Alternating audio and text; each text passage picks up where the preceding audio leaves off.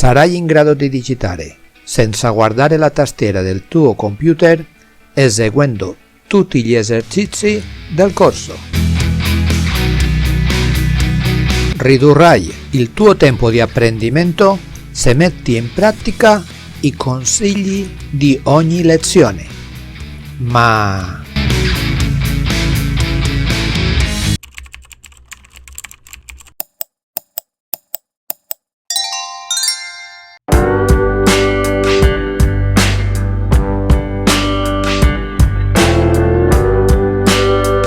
se vuoi arrivare a digitare almeno 200 caratteri al minuto, ovvero 40 parole al minuto, se vuoi poter scrivere alla velocità dei tuoi pensieri o alla stessa velocità con cui parli, devi avere sempre una cosa in mente: il ritmo. Devi mantenere il ritmo della tua scrittura. Premi i tasti senza fare nessuna pausa, come un robot.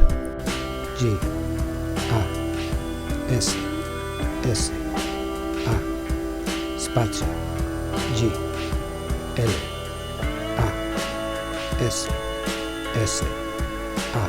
Durante l'esercizio, se ti distrai anche per un piccolissimo attimo, se ti lamenti quando sbagli, se metti le mani fuori posto, se distogli lo sguardo dallo schermo, se guardi la tua tastiera.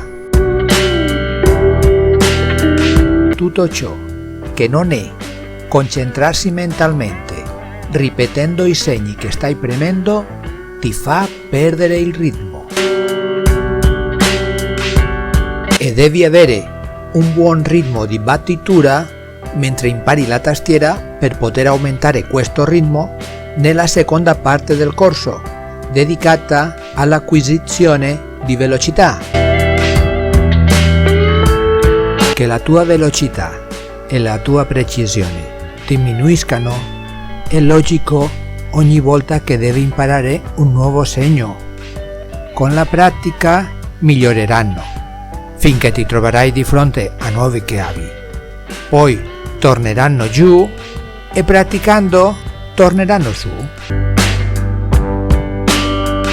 Non raggiungi l'obiettivo di velocità al primo tentativo, né quello di precisione, non è una tragedia.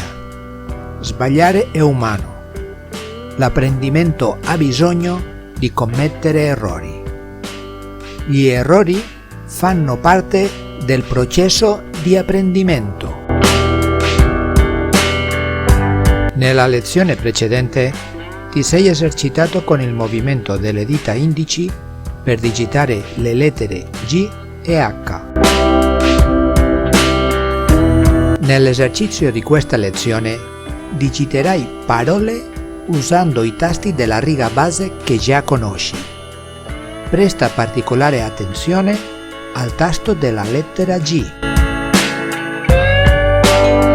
Digitare parole ti dovrebbe diventare più consapevole dei tuoi progressi e incoraggiarti ad andare avanti nonostante la crescente difficoltà. Gli esercizi che non contengono parole sono necessari per praticare le nuove chiavi che progressivamente appaiono. Devi imparare a premere ogni tasto a un buon ritmo, senza esitare. Quando la tua memoria neuromuscolare ha registrato il movimento necessario perché il dito prema un nuovo tasto, già puoi digitare parole con questo nuovo tasto. L'obiettivo è quello di incorporare gradualmente nuovi segni, senza che il tuo ritmo di battitura non ne risenta, in modo che, per quanto possibile, non ne soffrano nemmeno la tua velocità neanche la tua precisione.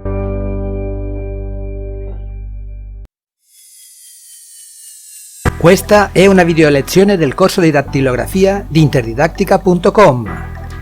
Puoi registrarti gratuitamente per salvare i risultati dei tuoi esercizi oppure lo puoi seguire a modo tuo. È disponibile in altre lingue e per diverse tastiere. Se lo stai guardando su YouTube, nella descrizione ci sono i link per iscriverti, per cominciare il corso e per fare questo esercizio. E puoi anche iscriverti al canale, mettere mi piace e lasciare le tue domande e commenti.